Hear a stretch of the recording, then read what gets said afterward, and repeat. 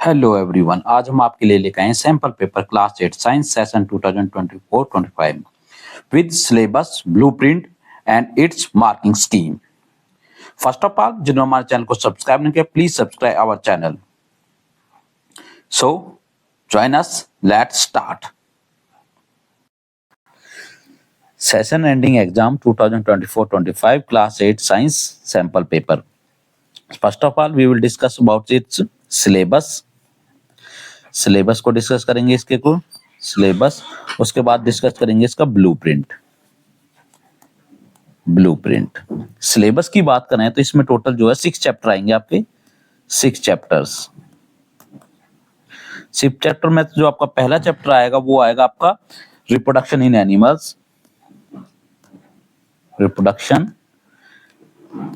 Animals. Second chapter जो आएगा आपका reaching the age of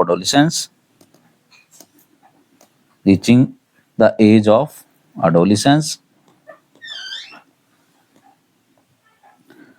third chapter आपका इसमें आएगा, वो आएगा आपका साउंड। फोर्थ चैप्टर जो आपका इसमें आएगा some chemical effect of electric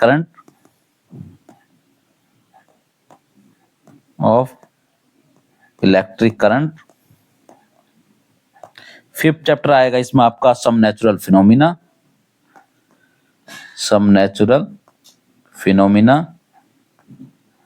और सिक्स चैप्टर जो आपका आएगा इसमें लाइट।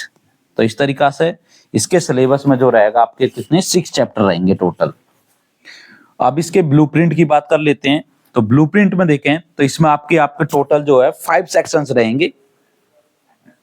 ठीक है, 5 चैप्टर रहेंगे जिसमें आपका सेक्शन 1 ए जो कंटेन कराएगा एमसीक्यू रहेंगे, तो 10 एमसीक्यू रहने वाले हैं जिसके 1 मार्क्स के रहेंगे। सेक्शन बी जो आपका है वो 9 to 13 2 मार्क्स के क्वेश्चन रहेंगे। सेक्शन सी में आपके 3 मार्क्स के क्वेश्चन रहेंगे। सेक्शन डी में आपके 5 मार्क्स के क्वेश्चन रहेंगे। और सेक्शन ई जो कोई आपका क्या है केस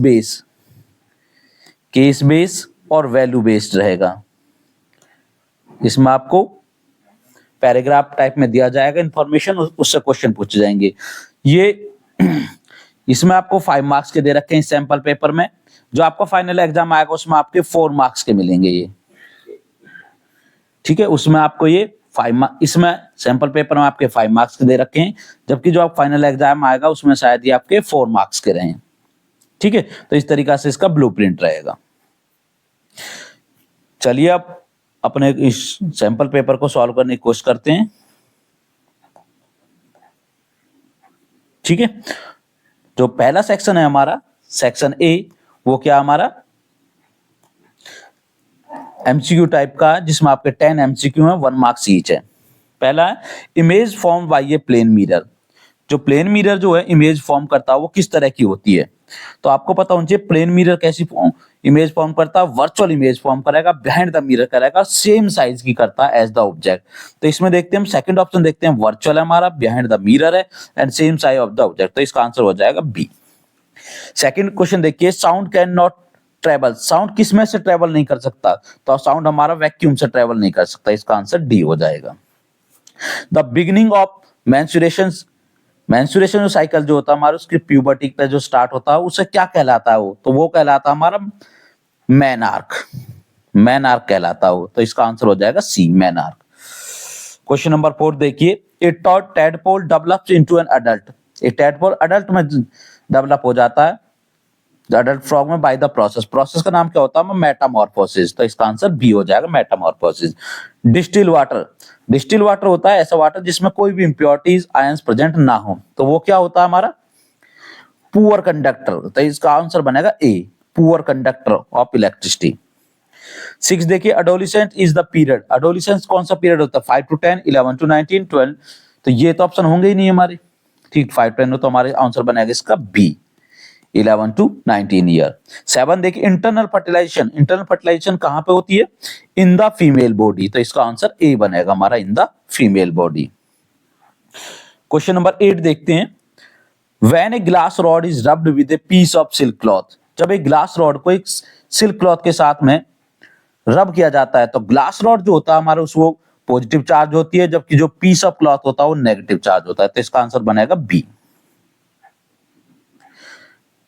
नाइन्थ क्वेश्चन देखिए, the part of the I which control the light entering is, कौन सा पार्ट है जो लाइट एंट्रिंग को कंट्रोल करता है, लाइट कंट्रोल कर, आइरिस, कॉर्निया, लेंस, रेटिना, तो इसका आंसर बनेगा आइरिस। 10 देखिए, विच of the following solution will not conduct electricity, इसमें से कौन सा सॉल्यूशन है जो कंडक्ट इलेक्ट्रिसिटी को नहीं करेगा। देखो इस ऐसे क्वेश्चनों पे इस पे कर लेना, नॉट वाला क्वेश्चन है, नहीं करेगा। लेमन जूस हमारा करता है, विनेगर हमारा करता है, टैप वाटर भी करता है, केवल वेजिटेबल ऑयल नहीं करता है, तो इसका आंसर बनेगा डी। सेक्शन बी आपका 2 मार्क्स का क्वेश्चन है, ठीक है। तो इसमें पहला क्वेश्चन देखिए, 11th question, state the law of reflection. Law of reflection of light के दो लॉज होते हैं। पहला लॉ कहता है इंसिडेंट एंगल, ये आपको रिटर्न में देना है, वैसे incident angle is always equal to the angle of reflection, written में लिखना है। तो आपको बताना, first law of reflection state that incident angle is always equal to the angle of reflection. Second law कहता है incident ray, reflected ray and normal all lie in same plane, तो ये हमारा सेकंड लॉ हो जाएगा। दोनों law के एक एक मार्क्स हैं, टोटल 2 मार्क्स हो जाएंगे इसके।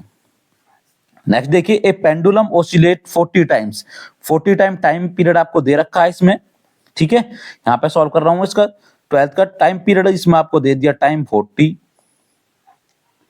सॉरी नंबर ऑफ ऑसिलेशंस है ये क्या है, नंबर ऑफ ऑसिलेशंस, तो हम इसमें लिखेंगे नंबर ऑफ ऑसिलेशंस आपको दे रखा है, नंबर ऑफ ऑसिलेशंस कितने हैं 40 टाइम्स है, 40 है, और टाइम कितना है इसमें, टाइम 4 सेकंड है। और आपको क्या, find the time period and frequency, तो पहले हम फ्रीक्वेंसी निकाल रहे हैं, तो हमारी फ्रीक्वेंसी किसके इक्वल होता है, फ्रीक्वेंसी इज इक्वल टू होता है नंबर ऑफ ऑसिलेशंस। पहले लिखेंगे नंबर ऑफ ऑसिलेशंस, इसको रब कर देता हूं मैं यहां से, तो यहाँ पे नंबर ऑफ ओसिलेशंस फार्मूला भी लिखना, ओसिलेशंस अपॉन में टाइम, तो ओसिलेशंस हमारी 40 है और टाइम हमारा 4 है, तो ये कितना जाएगा 10 हर्ट्ज, इसकी क्या आ जाएगी, फ्रीक्वेंसी आ जाएगी। उसके बाद टाइम पीरियड जिसे हम कैपिटल टी से लिखते हैं, पीरियड क्या हो जाएगा 1 अपॉन में नंबर ऑफ, या फ्रीक्वेंसी लिख देंगे इसमें, फ्रीक्वेंसी पेवर 1 अपॉन में 10 और 0.1 सेकेंड आ जाएगा इसका। या इसको ऐसे, टाइम पीरियड का दूसरा फार्मूला क्या होता है, टाइम, ठीक है, ये हो जाएगा हमारा टाइम अपॉन में नंबर ऑफ ऑसिलेशंस, उल्टा हो जाएगा इस फार्मूले का, तो अभी 0.1 सेकेंड आ जाएगा, ठीक है। नेक्स्ट क्वेश्चन देखिए, कह रहा है does pure water conduct electricity, तो आपको लिखना no pure water does not conduct electricity. If not, यदि नहीं, what can we do to make its conducting, तो लिखना to make it conducting, to make, इसको रब कर रहा हूं मैं, to make it conductor we will add salt और एसिड और बेस, कुछ भी ऐड कर सकते हैं इसमें से, इन तीनों में एसिड, बेस और साल्ट ऐड करेंगे तो वो क्या हो जाएगा, कंडक्टर बन जाएगा। नेक्स्ट है give two difference between a zygote and foetus, zygote और फोइटस के बीच में डिफरेंस लिखना, तो एक तरफ लिखेंगे जाइगोट और दूसरी तरफ लिखेंगे फीटस। देखो जाइगोट क्या होता है,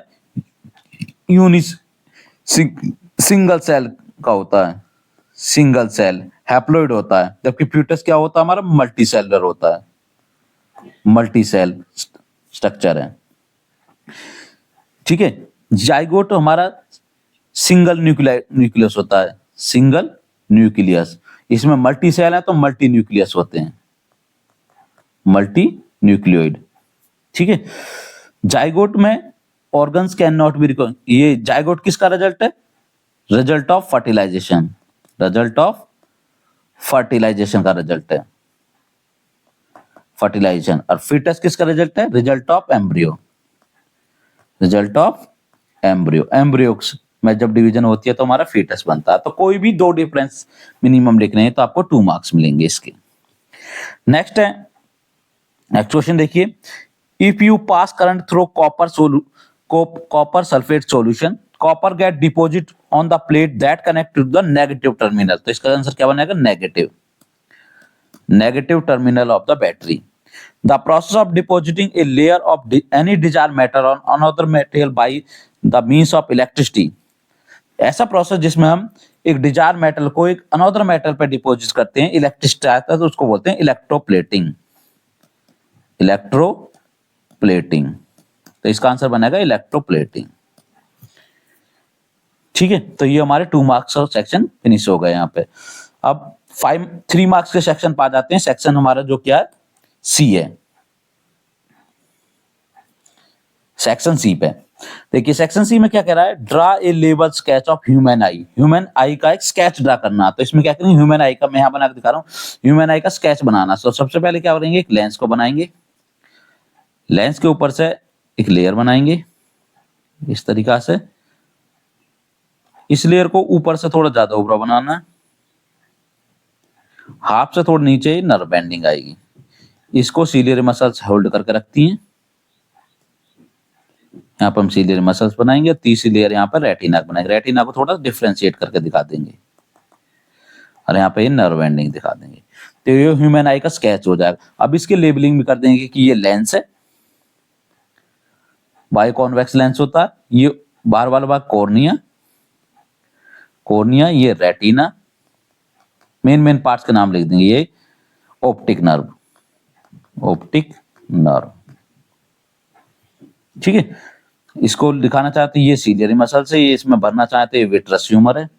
ठीक है, आगे यहाँ पे आइरिस दिखा सकते हो। इस तरीका से स्केच बनेगा और लेबलिंग भी करनी है, तभी आपको 3 मार्क्स मिलेंगे। 16 का आंसर हो जाएगा। नेक्स्ट है 17, suggest 3 measure to protect our from the lighting. Lighting से बचने के लिए 3 मेजर लिखने हैं आपको। 3 मेजर कौन कौन से लिखते हैं, यदि आप घर पे हैं तो इसमें क्या बताना, डोंट टच और don't be stay under, don't stay under tall plants और पोल्स के पास नहीं खड़ा होना है। ठीक है, पहला लिख सकते हैं। इसके बहुत सारे आंसर हो सकते हैं। दूसरा लिख सकते हैं, if you are inside a car then stay inside the car. If you are in a car और bus then must be inside car और बस। ठीक है, तीसरा है, if you are in open area है मैं आप then you have to run toward the buildings. तीसरा, बिल्डिंग के तरफ भागना। तो इस तरीके के कई सारे रीजन हो सकते हैं इसके। कोई सारे प्रोजेक्ट में कोई 3 लिखने हैं आपको, एनी 3 लिखोगे तो आपको 3 मार्क्स मिल जाएंगे इसमें। ठीक है, नेक्स्ट क्वेश्चन देखते हैं। ये कह रहा है, in case of a fire before the fireman use water hoses. जो वाटर के बड़े बड़े पाइप उसको यूज करते हैं, they shut off the main electric supply को बंद कर देते हैं for the area. Explain why do they do this. ऐसा किस लिए करते हैं फायरमैन। तो आपने इसमें बिकॉज इसमें लिखना है, इसका आंसर है 18 का आंसर है because water is a good conductor of electricity, if electrical supply is on then there is a chance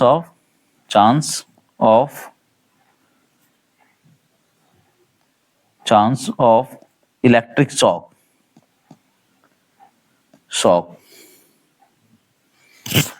to the person staying there, and may cause and also may cause damages to appliances. That's why they shut down the electric supply. तो इस तरीके से इसको explain करना है। Next question है what are the sex hormones. इसमें बताना आपको सेक्स हार्मोन क्या होते हैं, उसको बताना है आपको। Why are they named so, इनका नाम ऐसा क्यों है, स्टेट देयर फंक्शन, और इनके फंक्शन बताने का क्या काम होते हैं। तो इसमें हम 19 का आंसर कर रहे हैं। तो सेक्स हार्मोन क्या होते हैं आप बताएंगे। Sex hormones are chemical substances that regulate sexual and reproductive characteristics in both male and female। ठीक है। तो सेक्स हार्मोन क्या होते हैं, केमिकल सब्सटेंस होते हैं जो एक्टिविटी को कंट्रोल करते हैं मेल में भी और फीमेल में भी। तो वो जाएंगे हमारे सेक्स हार्मोन। अभी कह रहा इसमें question why are they named so, इनका नाम ऐसा क्यों है। तो they are named so because they are responsible for the development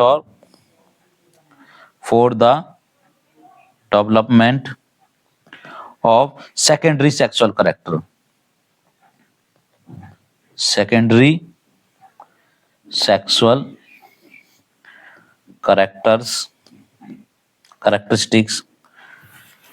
characteristics in both male and female।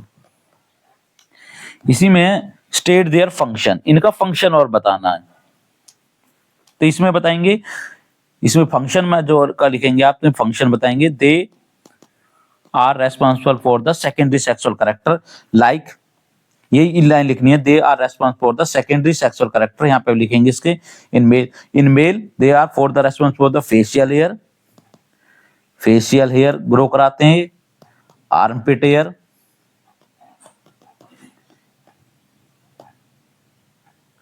Hair और जेनिटल हेयर्स को ग्रो कराते हैं। दूसरा इसका क्या है, माउस्टैच को ग्रो कराना, माउस्टैच। ठीक है, बियर्ड्स को ग्रो कराते हैं। ये सारे फंक्शन लिखने हैं। इस तरीका से फीमेल की बॉडी में लिखना, ब्रेस्ट डेवलपमेंट कराना, फीमेल में ब्रेस्ट डेवलपमेंट कराते हैं, ये सारे वो लिखने हैं इसके। ठीक है, और हेयर्स की ग्रोथ कराते हैं, ये सारे फंक्शन लिखने हैं इनके। ठीक है, तो इस तरीका से हमारा हो जाएगा ये 19th क्वेश्चन। अब 20th क्वेश्चन करते हैं। 20th क्वेश्चन कह रहा है, पहले इसको रब कर लेते हैं हम सारे को।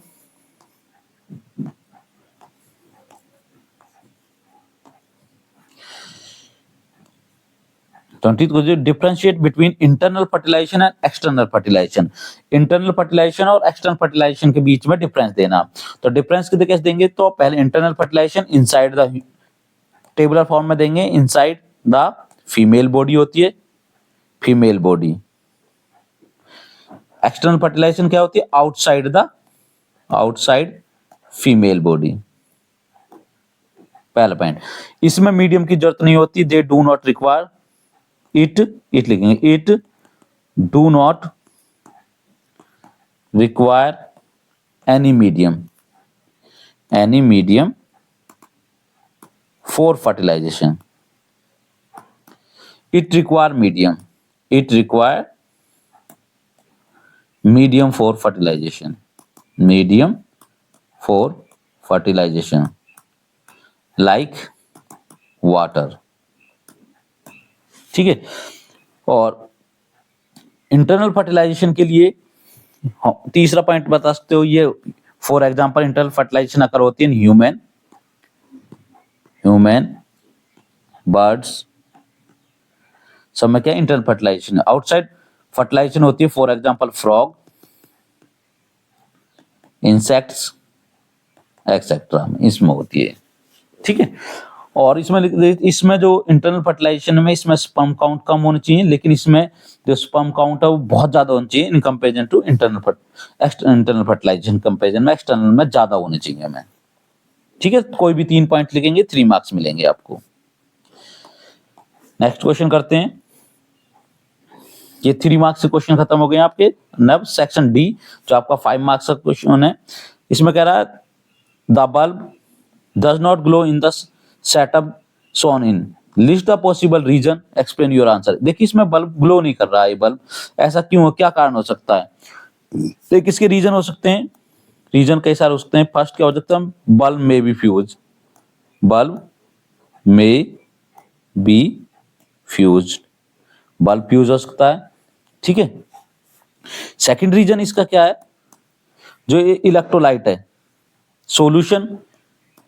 Solution may be poor conductor of electricity, poor conductor of electricity, ions वगैरह की कमी हो, पुअर कंडक्टर हो, इसमें साल्ट का सॉल्यूशन ना हो। ठीक है, पॉसिबल रीजन बताने हैं आपके। तीसरा वो तो होता है बैटरी में भी, जो बैटरी है स्मॉल बैटरी हो। थर्ड लिखेंगे battery may have small potential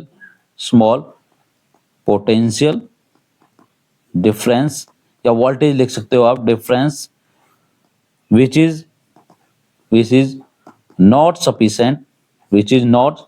sufficient to glow bulb, या एक और bulb may have high power, bulb may have high power which is not generated by the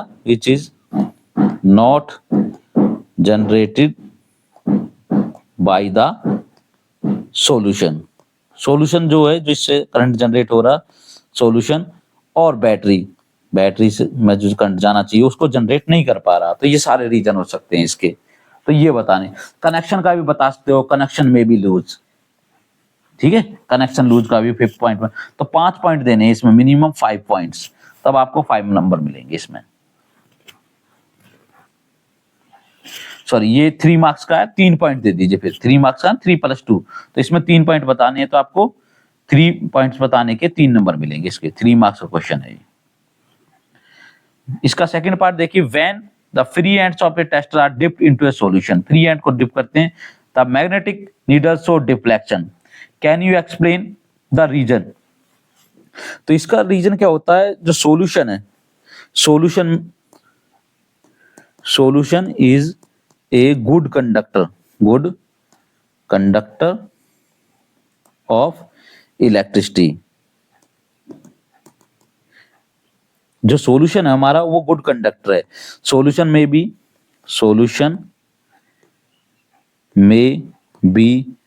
sodium chloride और any other salt और acidic salt, और या base भी लग सकते हैं, बेस एसिडिक सॉल्यूशन। ठीक है, फिर लिखेंगे when current flows it have magnetic characteristics which shows deflection in magnetic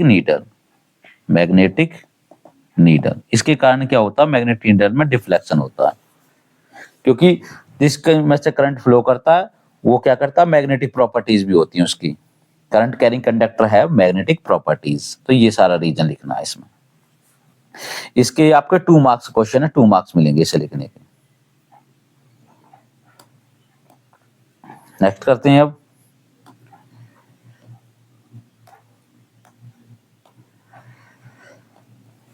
next है हमारा राइट नोट ऑन। इनके ऊपर जो है ना नोट्स लिखना आपको। जैसे कि पहला है इसमें एडम्स एप्पल, एडम्स एप्पल को बताना है, ठीक है। एडम्स एप्पल, एडम्स एप्पल को बताएंगे हम इस तरह होता है, तो बताएंगे Adam's apple, Adam's apple is a bump of cartilage, bump of cartilage in front of the throat that protect to the voice box, voice box को प्रोटेक्ट करता है। इसका दूसरा it is also known as, it is also known as larynx बोलते हैं इसको, लैरिंग्स के नाम से जानते हैं, लैरिंग्स, ठीक है। और इसके बाद फंक्शन का भी बता देना है इसके में, इसके फंक्शन बता देते हैं, प्रोटेक्ट द वॉइस बॉक्स, ठीक, वो सारे फंक्शन होते हैं, and take part in the voice production, voice production में भी इसका काफी रोल होता है, तो वो बताने इट इज बिगर, और बता देंगे it is bigger in male as compare to female. इसका डायग्राम भी आप बना के दिखा सकते हो कि ये हमारा थ्रॉट है, थ्रॉट में इस तरीका का एक वो कर देते हैं, ठीक है। यहाँ पे चिन्ह, ये आंख वगैरह डायग्राम बना के दिखाओगे तो ये क्या हमारा एडम्स एप्पल है।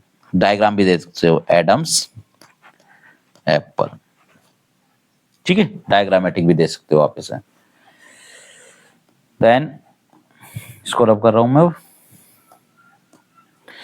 सेकंड पार्ट जो है इसका वो है secondary sexual character. Secondary sexual character क्या होते हैं वो बताना है, तो इसमें बताएंगे सेकेंड सेक्सुअल कैरेक्टर आर, जैसे लिखेंगे secondary sexual character are physical traits, physical traits और कैरेक्टरिस्टिक, ट्रेट और characteristics, characteristics that distinguish males from females during puberty, ठीक है। और बताएंगे they are not involve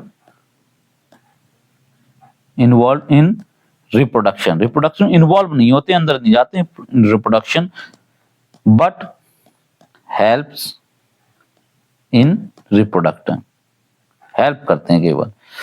secondary sexual character mail में लिखने हैं, फिर मेल में सेकेंडरी सेक्सुअल कैरेक्टर कौन से होते हैं, बियर्ड एंड माउस्टैच, बियर एंड माउस्टैच हो जाएंगे, ठीक है। सेकेंडरी सेक्सुअल कर फीमेल में मैन कौन कौन से होते हैं, फीमेल में जो अलग करेंगे ब्रेस्ट डेवलपमेंट, ब्रेस्ट डेवलपमेंट, ठीक है। ये क्या कैरेक्टरिस्टिक करते हैं, अलग अलग कर देते हैं मेल और फीमेल को। और कैरेक्टरिस्टिक बताएं तो इसमें हमारे गोनाड्स का डेवलप होता है, टेस्टिस डेवलपमेंट होता है, टेस्टिस, और इसमें ओवरीज का डेवलपमेंट होता है, तो वो भी सेकेंडरी सेक्सुअल कैरेक्टर में आएंगे, ठीक है। तो ये लिखने हैं इसमें। नेक्स्ट कर लेते हैं, थर्ड है sex determination in human beings, sex determination in human being या sex determination in unborn baby. तो इसमें लिखेंगे the sex is determined by the sex chromosomes in the egg and sperm at the moment of of fertilisation. फिर लिखेंगे male have X Y chromosomes, sex chromosomes हैं, while female have X X chromosomes. When X chromosomes from male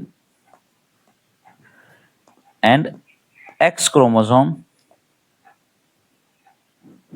from female, then तब क्या बनेगा? Girl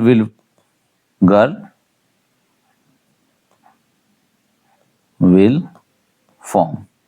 और जब mail से Y आएगा और फीमेल से एक्स आएगा, देन तब क्या होगा? बॉय प्रोड्यूस होगा। सो सेक्स को कौन डिटरमाइन करता है? Sex is determined by father determine करता है, क्योंकि वाई क्रोमोसोम चाहिए बॉय के लिए, और वाई क्रोमोसोम्स किसके पास होता है? मेल के पास होता है। फीमेल के पास तो दोनों ही एक्स एक्स हैं, इसलिए सेक्स को डिटरमाइन कौन करता है?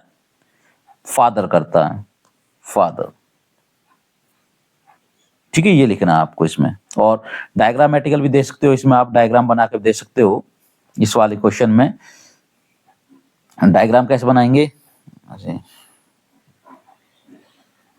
इसमें आप एक डायग्राम भी बना सकते हो इस तरीका से कि एक्स एक्स ये मेल, एक्स वाई फीमेल, यहाँ से एक्स आया एक्स एक्स, यहाँ से एक्स वाई, यहाँ से एक्स एक्स, यहाँ से एक्स वाई, के एक्स एक्स क्या हमारा? गर्ल है, एक्स वाई क्या है? बॉय है, एक्स एक्स क्या है? गर्ल है, एक्स वाई क्या है? बॉय है। इस तरीका से डायग्राम में देखते हो। सो फादर डिटरमाइन कर रहा है सेक्स को। ई सेक्शन स्टार्ट करने से पहले जिन्होंने हमारे चैनल को सब्सक्राइब नहीं किया हो, प्लीज सब्सक्राइब आवर चैनल। जिन्होंने हमारे चैनल को सब्सक्राइब नहीं किया, प्लीज सब्सक्राइब कर दें, सब्सक्राइब एंड लाइक जरूर करें चैनल को। जिन्होंने सब्सक्राइब नहीं किया सब्सक्राइब करें, जिन्होंने लाइक करना लाइक कर दिए चैनल को। अब सेक्शन ई स्टार्ट करें। केस बेस्ड क्वेश्चंस हैं। यदि an earthquake is sudden trembling of the surface of the earth due to an disturbance deep inside the earth crust causes large scale damage to the life and property, it cannot be predicted। इसको predict नहीं किया सकता। earthquake are caused due to the movement of collision of tectonic plates in the uppermost layer of the earth crust। The earth crust is fragmented and each fragment is known as the plate।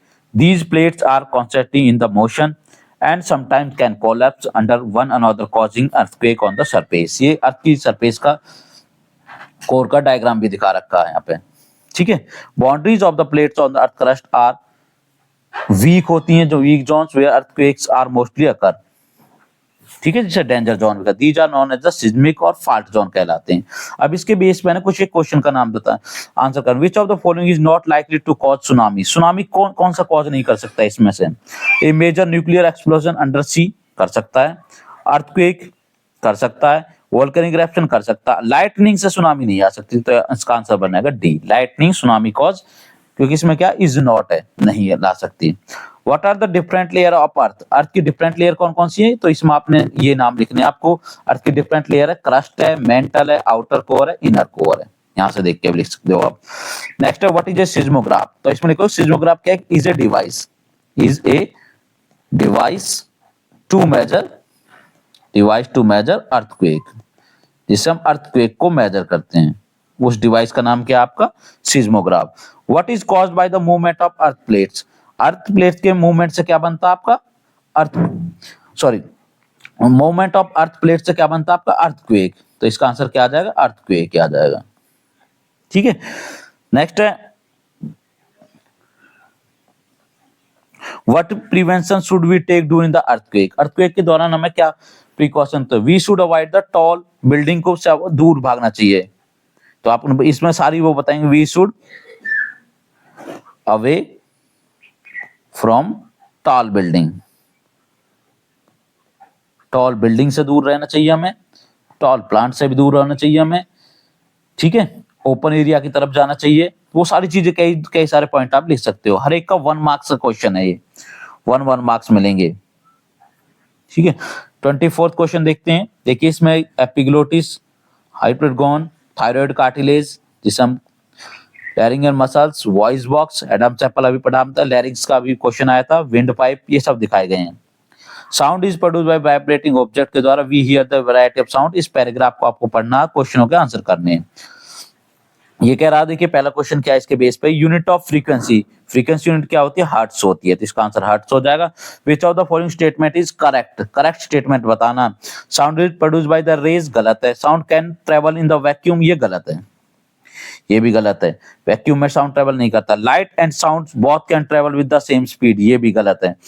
Unpleasant sound are called noise, ये correct statement है इसमें, तो इसका answer D हो जाएगा। Unpleasant sound को क्या कहते हैं, नॉइज कहलाता है।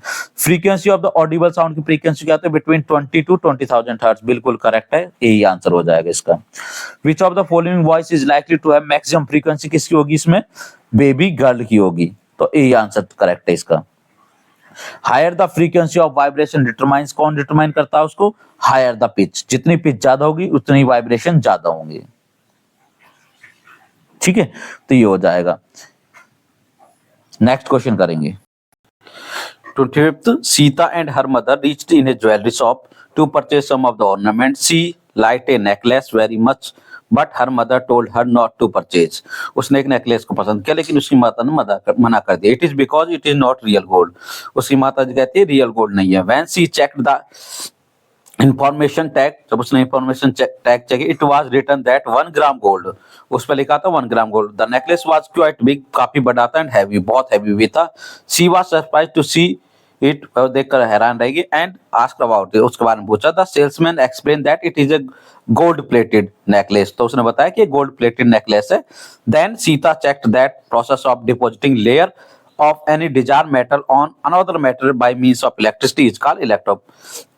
सीता ने चेक किया कि इलेक्ट्रोप्लेटिंग क्या है, एक ऐसी डिजायर मेटल की लेयर को दूसरी मेटल में चढ़ा देने का इलेक्ट्रिसिटी की सहायता से क्या कहलाता है, इलेक्ट्रोप्लेटिंग कहलाता है। It is one of the most common application of the chemical effect of electric current, ये सबसे कॉमन एप्लीकेशन थी chemical effect of electric current की। Nowadays people prefer to buy gold plated jewellery, आजकल people लोग जो है gold plated jewellery करते हैं। Similarly iron articles are often coated with zinc, ऐसे ही आयरन आर्टिकल है वो जिंक से या फिर क्रोमियम से कोट कर दी जाते हैं, लेयर चढ़ा जाए, to protect them from rusting and corrosion, ताकि उनका रस्टिंग और कोरोजन ना हो।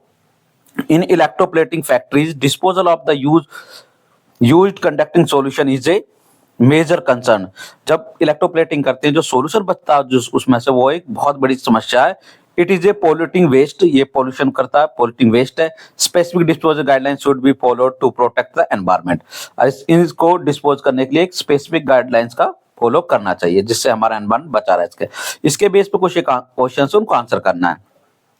Where and how the electroplating waste should be dispose, कहां और कैसे इलेक्ट्रोप्लेटिंग वेस्ट को डिस्पोज करना चाहिए, तो इसका आंसर बनेगा आपको electric should be dispose by the guidelines of electroplating, इस तरीके से electroplating waste should be disposed of by the guidelines of local authority, local authority जैसे कि हमारे एमसीडी है दिल्ली में, उसके अकॉर्डिंग उससे पूछ करनी चाहिए। हाउ कैसे करना चाहिए, it should be decomposed, in low lying areas away from the residential area, ये आंसर बनेगा इसका। नेक्स्ट है what are the effect produced by the chemical reaction brought about by an electric current, कौन सा effect है जो chemical reaction से आता है। तो इसमें इफेक्ट में क्या आता है, जब केमिकल रिएक्शन कराते हैं तो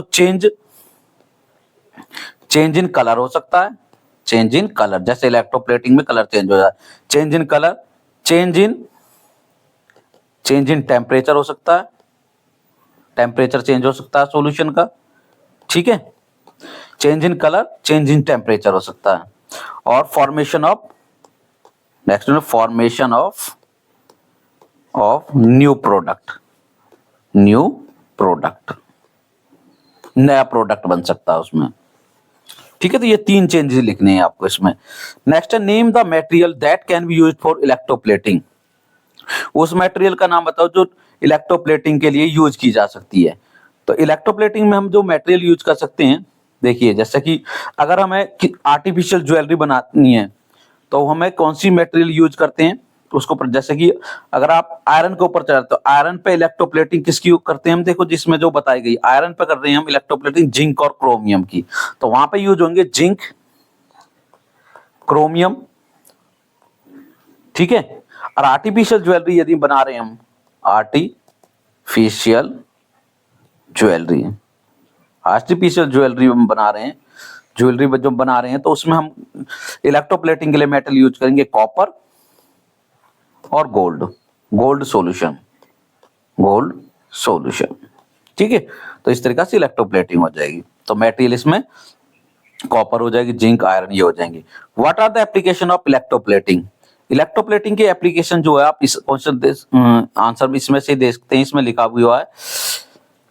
तो ये it is used to avoid the rusting and corrosion, protect, इसका रिएक्शन है protect the metals from rusting and corrosion, से बचने के लिए यूज किया जाता है, ठीक है। एप्लीकेशन क्या है, to avoid the rusting and corrosion of metals. Next है what do you mean electroplating, electroplating क्या है, देखो इसमें डेफिनेशन दे रखी है इसकी, तो लिखेंगे द प्रोसेस, यहां से लिख देंगे आप इसका answer, the process of depositing a layer of desired metal on another metal by means of electricity is called electroplating. तो ये डेफिनेशन आपको लिखनी है, इसमें इलेक्ट्रोप्लेटिंग की डेफिनेशन है। तो यहां से स्टार्ट करेंगे और यहां तक आपकी इलेक्ट्रोप्लेटिंग की डेफिनेशन इसमें दे रखी है, तो इस तरीका से इसका आंसर हो जाएगा, ठीक है। तो इस तरीका से हम इसको कर लेंगे। वीडियो को लाइक करें, जिन्होंने अभी तक हमारा चैनल सब्सक्राइब नहीं किया तो सब्सक्राइब करें एंड डोंट फॉरगेट टू